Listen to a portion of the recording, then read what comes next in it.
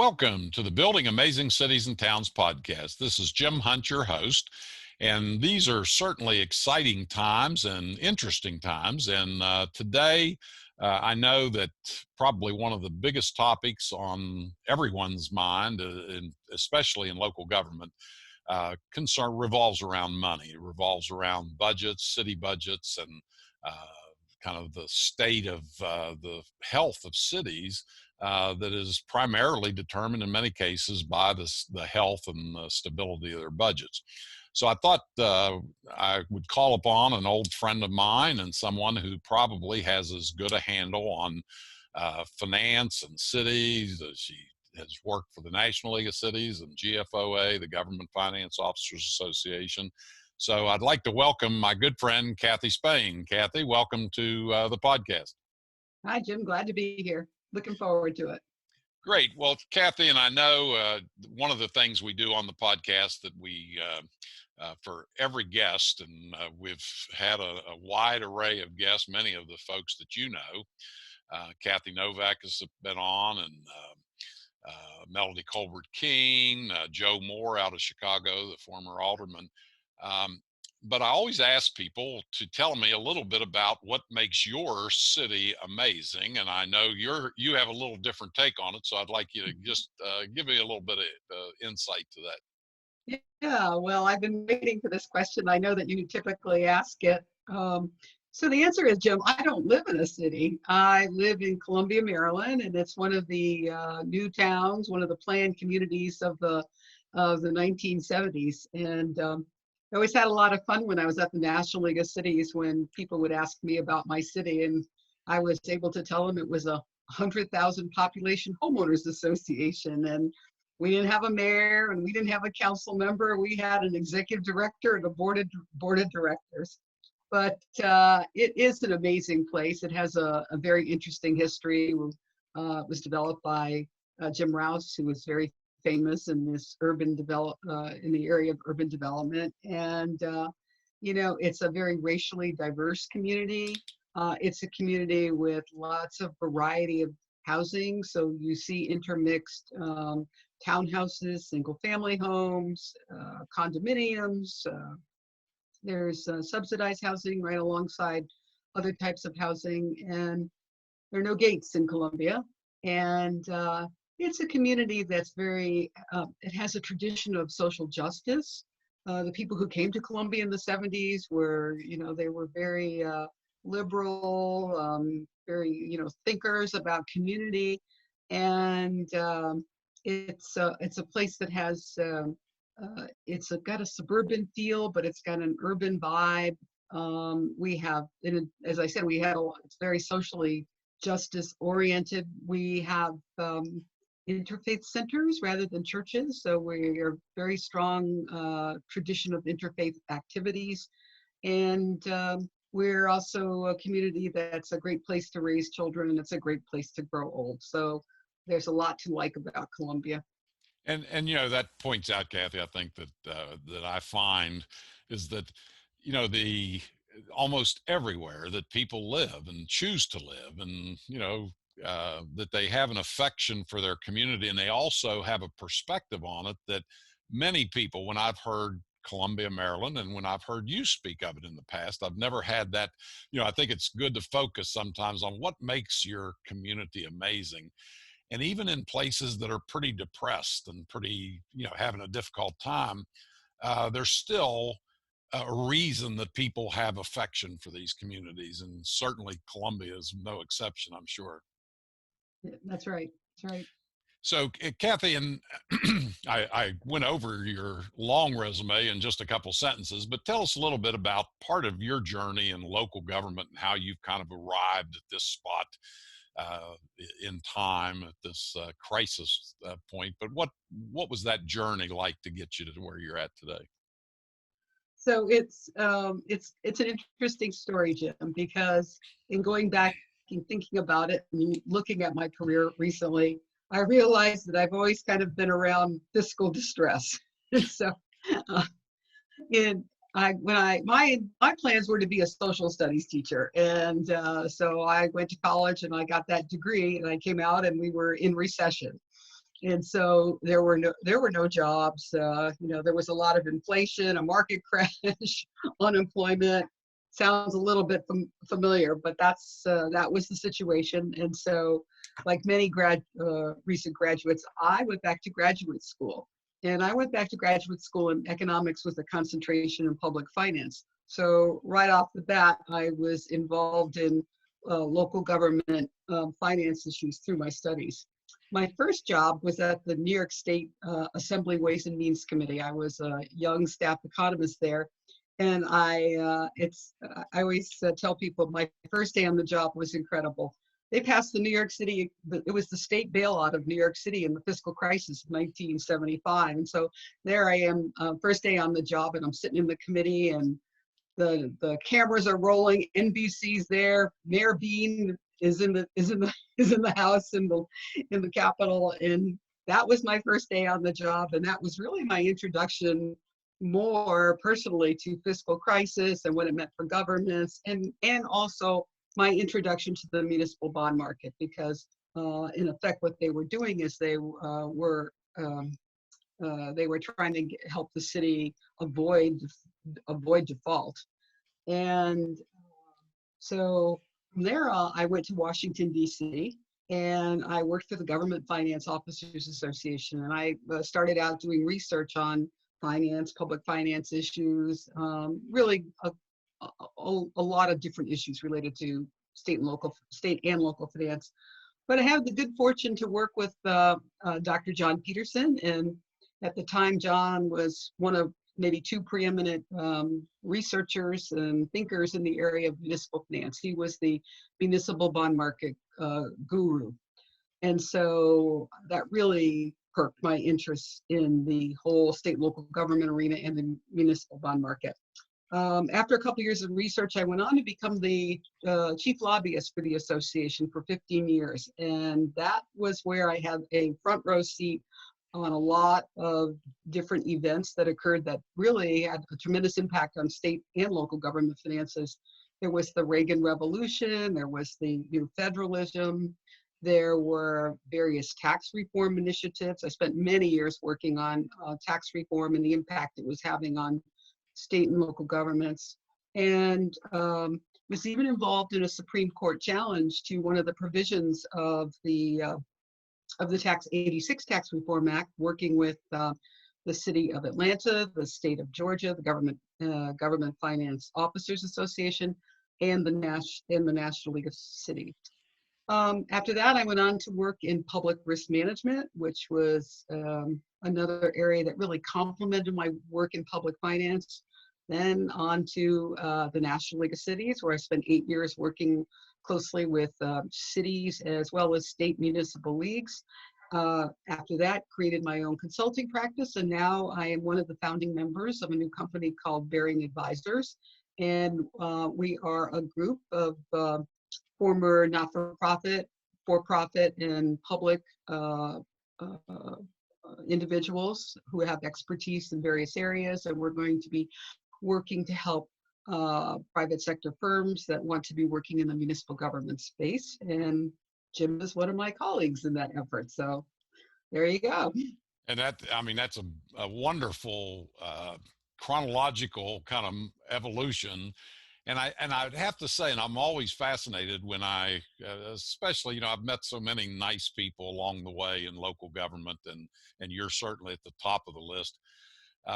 But, when you think, and the culmination of that, and how you kind of look at government in a different way, I think, and I look at it clearly in a different way, is that when you've seen the threads that hold together government in general, and you've walked the halls of Congress, you've walked the halls of state houses, and you've met, the leadership that's holding together our democracy, I tend to think, number one, sometimes people think that it's a much stronger thread that holds it together, and therefore they can just abuse it, and and then move forward. Others, I think, don't realize sometimes the talent that's there, and that they get thrown off as politicians or bureaucrats and that. And I can almost kind of reflect and say, if it's working, it's a bureaucrat. It's somebody who balanced the budget. It's, did a bond financing and built the bridges and all of the buildings and all that. So, but Cathy, in your long career in government, um, where does the COVID-19 crisis fit in with that? How does it rank in the implication, size, scope, and things of that? Well, I gave you a list of some of some of the events that occurred early on in my career, and then I kind of stopped in the early 90s. But there was, in terms of impact and events that were occurring that were really um, impactful for state and local governments.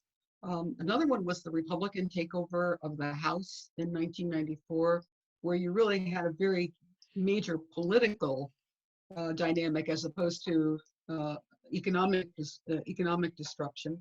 Then you had the 2001 recession. I actually went to the National League of Cities in 2003, and because of the lag in the impact of these recessions on city finances, I got there just in time for the recession.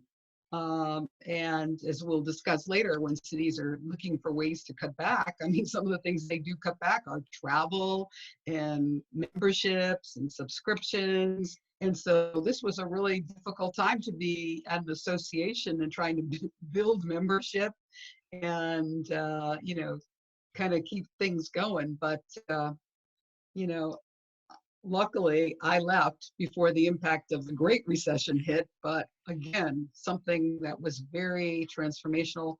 I should also mention 9/11. I mean, just in terms of the disruption to the country.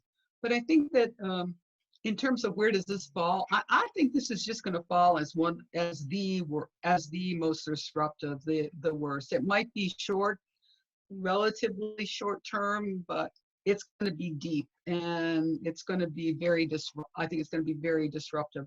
And I think it's going to call into question a lot of the ways we do business, the way we work, the way we live, the way we play. And all of those in ways have an impact on state and local government. If you're depending on, it might have an influence on the tax receipts. It might have an influence on the fees that are paid to governments, just in terms of retail activity and sales tax.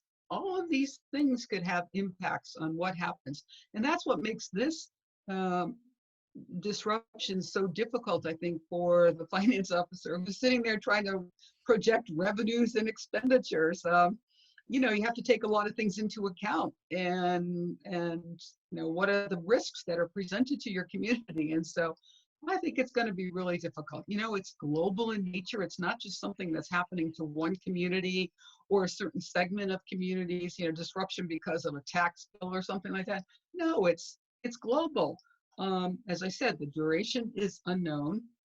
There are some parts of our economy that are operating, but there is a lot that's at a standstill now. And you look at, retail activity, and we're a service-oriented economy. That's where we're going to feel a real pinch. The unemployment numbers. I mean, they're unprecedented in terms of what we've seen before, and we're probably going to be, if we're not already, at Great Depression levels. And I don't foresee a quick rebound, Jim. I think people are going to be pretty cautious. There's been a lot of talk about whether or not it's going to be, sort of a V-shaped recovery. I just don't see that. I think it's going to be an elongated curve, and so it's going to take a while. But I think that there's one thing that's different about this one, and I think we can, in part, look back to 2001 and 9/11, and maybe also to the 2008-2009 recession. Is governments are better prepared, I think.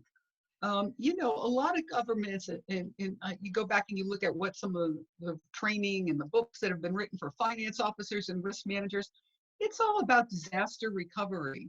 It's all about sustainability. A lot of discussion about resilience. And so I believe that many of the communities, have built in some safeguards, have thought about what they need to do in these sorts of crises. I'm not sure they ever thought about it being a pandemic, but I think that they're probably better prepared now than they would have been had they not gone through some of these earlier crises. Well, that's an interesting observation, because I think one of the things that I've been a little bit worried about is kind of knowing the way that local governments work, and for that matter, state governments. And, we're uh, shoveling money through the Fed, we're shoveling money through for stimulus payments and for the various different small business administration programs. And I think sometimes the public and citizens in local government, of cities and towns, they kind of think, well, if the federal government is turned on a dime and they are now issuing checks and they're doing this, why doesn't the local government simply cut its taxes on the residents, so that we too then can, that local government can help the recovery for citizens? And knowing that we're under we're under an obligation of balanced budgets, that it's not just a symbolic nature, it is the law. And states and local governments are not able, and I think that's the other thing, the pressure that's going to be on local governments.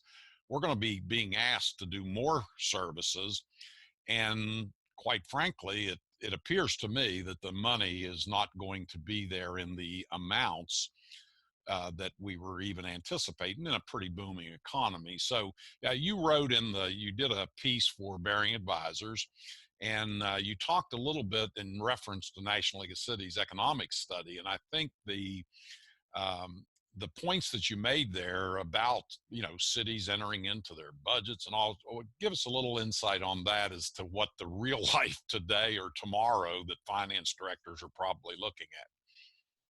Well, the first thing is, even before we kind of talk about that study, is when are some of what they'll be looking at is, when are the tax collections going to come in? Some of the collections have already been delayed.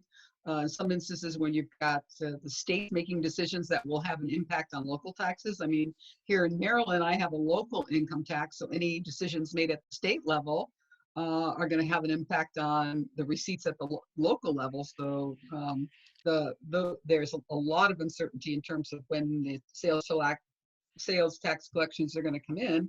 Then there's the whole issue of delinquency. Are people going to be able to pay their taxes? And so, we will probably have unprecedented delinquency rates in terms of what we're expecting. And then, one option, of course, to balance a budget is to raise taxes. Well, raising taxes in this environment is probably not a good option. And so, one of the most powerful tools that you have to deal with this sort of environment has really been taken, I believe, off the table. And yes, you made a good point. New expenditures. I mean, expenditures for, the testing that we hear so much about. What kind of discussions are there going to be about healthcare, and how many people there are in the country that don't have healthcare? And might there be a swing in the pendulum in terms of our, concerns about the healthcare environment? And then just the whole issue of elections. I mean, what are we going to have to do to be able to have elections in the future? Are we going to need new machinery? Are we going to need lots of people?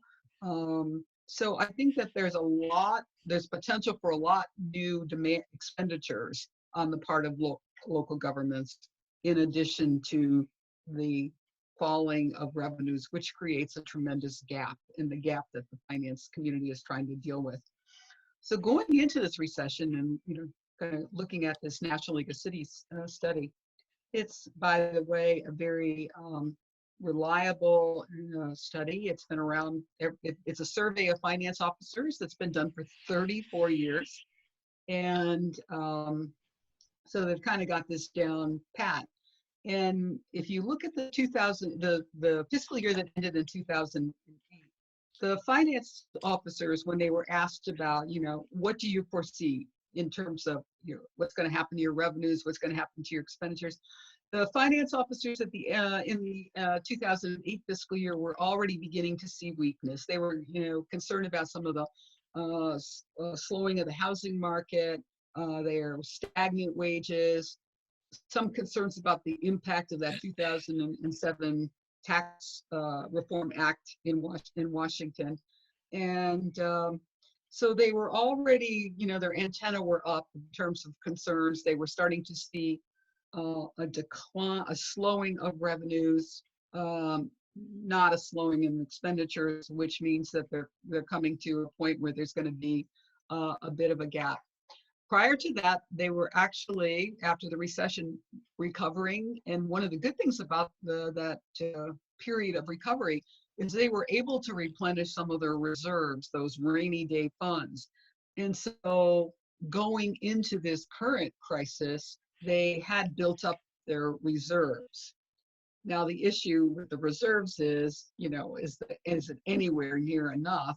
And in terms of your policies, you don't really want to deplete your reserves fully because you could have a hurricane in the fall that might, or a tornado or something else that might be devastating to your community, and you're going to need reserve funds. So you've got to be careful about how you manage your reserves. So what did the finance officers say about what they foresaw in 2019? Well, they began to see some of the tightening in terms of the revenues and of the revenues, further tightening of the revenues. And one of the things that the survey concluded was it was more so in the larger cities, and it was more in the Midwest region and Northeast region. So the conclusion of the study was, while things are tightening up, it's not one size fits all. It's different in different parts of the country. And so where you have cities of 300,000 and above, finance officers, 63% of the finance officers were already starting to get concerned about what was happening and could see recession on the horizon. In the next group, 100,000 to 300,000, it was almost 50%. So those are pretty significant numbers in terms of expressing concern about the direction of the local economy in the local finances. But like I said, it was not a one-size-fits-all situation. It was very diversified around the country. Now, Cathy, and as a past president of the National League of Cities, and I would get these reports, and so I served 27 years, so I've probably seen 27 of those reports of the financial analysis, and I would look over them and look at the executive summaries, and I really didn't look like you do and analyze it as an economist more to look at what is this telling me. I looked at general trends, and I thought, if it said, and I would have sometimes the opinion that finance officers, being conservative by nature, that it was always going to be that, oh, it's right around the corner, we got a problem. But I think what's interesting, and this is why I'd like you to kind of maybe put it in some perspective. If we were saying that this is just a group of surveying these finance officers, that it's just that they're just conservative people, that every year, regardless of how good things are, they're always saying, oh, we could have a problem right around the corner. Over your kind of career and watching how these reports have been put together, do you tend to think that the validity is there? I mean, are you comfortable with what, after, obviously, many of these people, are they being kind of fair, or are they overly or under optimistic, or what? What's your kind of insight to that? Well, they don't get paid for not being prepared. So, they tend to be conservative. You're right, Jim. But I think that over this report has been a bit of a bellwether. So I think people, take it seriously. They apparently did a little more drilling down this time in order to give the more granular view of what was going on from, the various regions and size. And so in a way, it's a little bit more helpful in terms of if you're in a community and you're an elected official and you're like, well, yeah, maybe Detroit's really got a really hard time, but my community, it's probably not not that bad. So I think that it may have been easier to kind of assess where your own community stood vis-a-vis the findings of the report because of that granularity in the data this time around. So I think that though it's a pretty reliable indicator of kind of where things are going.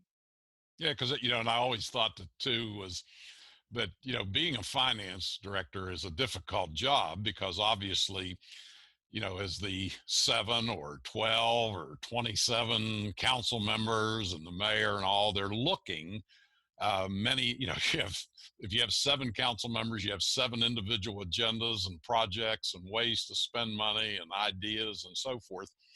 And I've always felt, to be a finance director and to kind of have to balance that. So if it's the best year you've ever had, by nature, you're not going to go and say, we have $12 million to blow, because they'll blow it. I mean, I know that's 7 people that are thinking of how to spend it, and they'd spend sometimes all of it, in that way.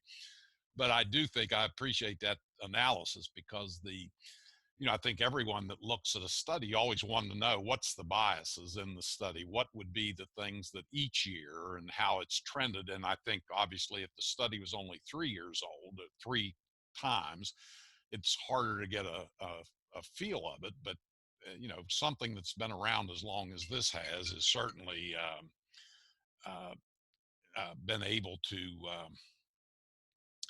uh, it clearly has validity. It has standing in the finance area. So that's good. Now I And know. Jim, and But Jim, I think that the other takeaway is that this really points out the importance of communities doing longer term strategic planning. And when I first started out in this area, the finance officers, they were the green eye shade types, they were the bean counter types. But now the finance officers are really looked more as the CFO of the community, someone who's doing that longer term strategic thinking. And again, that's another way, that's another factor that's going to put communities, I think, in a stronger position now than they may have been, say, 10 years ago, in that the finance community is stronger. In terms of my experience in risk management, there was a lot of emphasis on enterprise risk management. The risk manager was now doing way more and thinking way more strategically in terms of the community and all aspects of the community, and not just worried about the claims and managing claims. So I think that government officials are much better prepared now than they might have been 10 years ago too. Kathy, I'm afraid we're going to have to cut things off here for part one, but don't miss the second part of Budgeting in a Crisis, an analysis by Cathy Spain of Bearing Advisors on the current issues that local governments are going through, trying to figure out how do you budget in the midst of something like this, the coronavirus crisis. Once again, this is Jim Hunt for City Talk, a part of the Building Amazing Cities and Towns podcast.